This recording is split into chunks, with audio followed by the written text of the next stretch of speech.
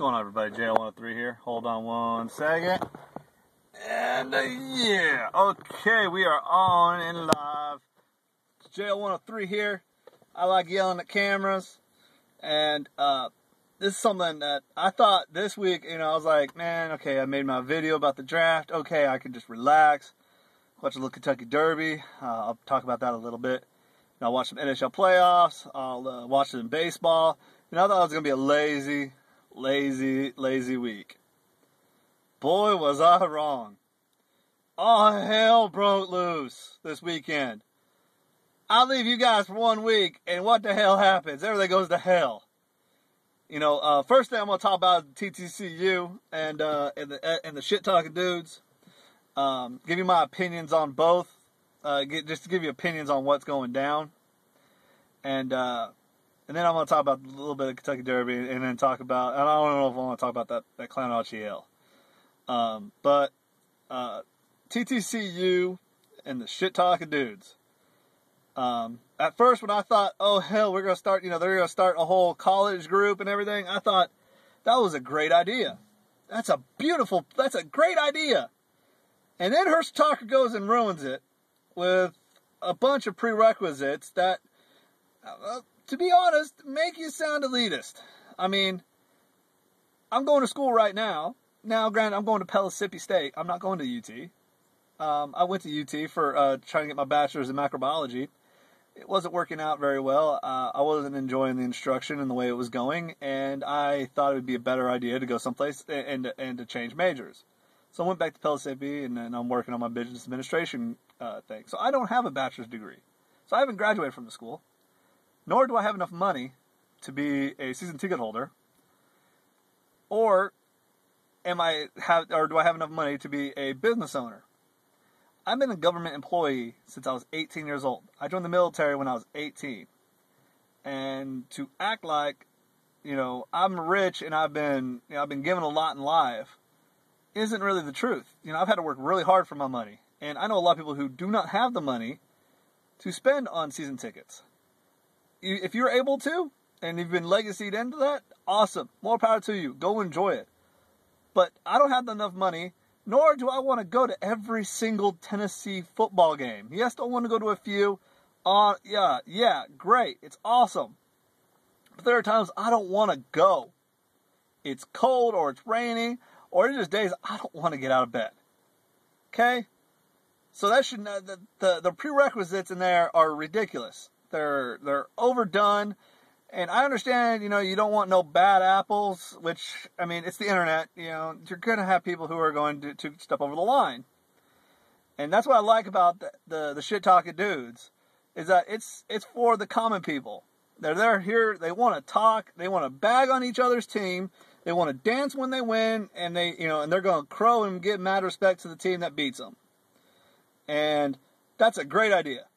The thing that kind of scares me a bit about them is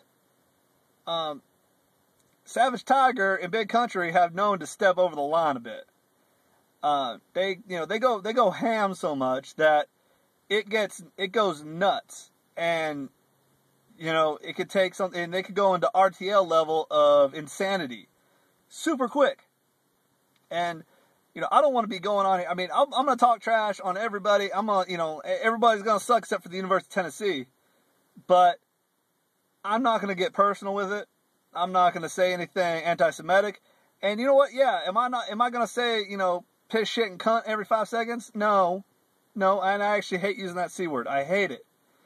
But, I'll be cursing. You're damn right I'll be cursing. But I'm not going to be cursing every 5 seconds. And that's one thing that scares the bejesus out of me. What Rondo and ACP Carter are doing is, are you guys going to be the Job Squad? What? You got, and the people don't know Job Squad was a WWE faction with Al Snow and a few other guys that, they just credited what they were, which was, they were jobbers in the wrestling business. And, I just thought that would be just great. I just thought off the top of my head, you got the Job Squad now. And I think all this faction stuff's silly. Everybody, I would love to have just a college group of people talking smack on each other. I mean, me and Mr. Frisco have already started the war between me, Tennessee and Oregon. It's going to go down. And you know what? Yeah, am I going to have to crow up probably to Mr. Frisco? Yeah. Do I really care? No.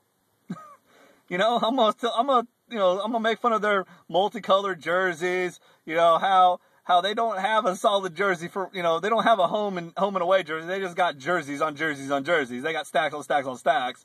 How their mascot's about as intimidating as a sneeze, and how they play in a weak no defense conference. Sorry, Wadowski, but the Pac-12's soft. So with all that stuff going on, I just think it's ridiculous. I mean, I'm gonna rep my team.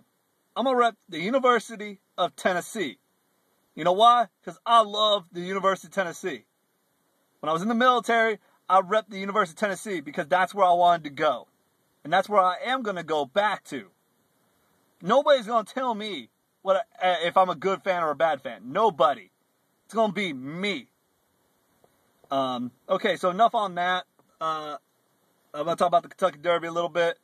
And why it's so special for me. And why every time I watch it, I shed a little bit of a tear because my mother, who passed away in 2005 from ultimately complications of diabetes. Her body just finally just kicked out. Finally, it couldn't take it anymore.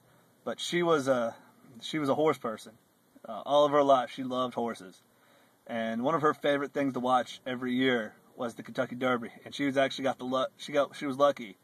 And my stepdad took her to 3 of them, and the last one was about a month and a half before she passed away. I have she got a rose. I shared this on my Facebook page. My aunt put it on there, and I had to share it.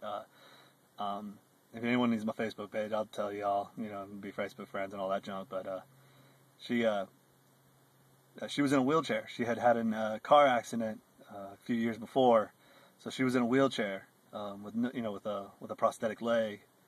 And with the guy selling roses that were embedded with the 135th running of the Kentucky Derby, he saw her and gave her that rose. And it was something that we put in a glass container full of sand, and I have that to this day.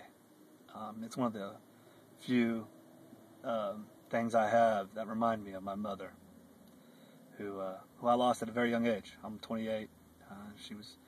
She died when I was 21, and it was a tough time for me. Losing a parent's not fun. It sucks. I hope nobody has to go through it. I understand it's part of life, but losing your parents is one of the worst things you can deal with. I mean, I know losing your kids is worse than everything. Losing a parent hurts, and it sucks, and you never get over it. I know I've told BVD about it on the text box, but it's something that I really do. And I'll talk about RTL's thing later, but I got to get off here. My phone's about to die. But this is J103 signing out. Peace.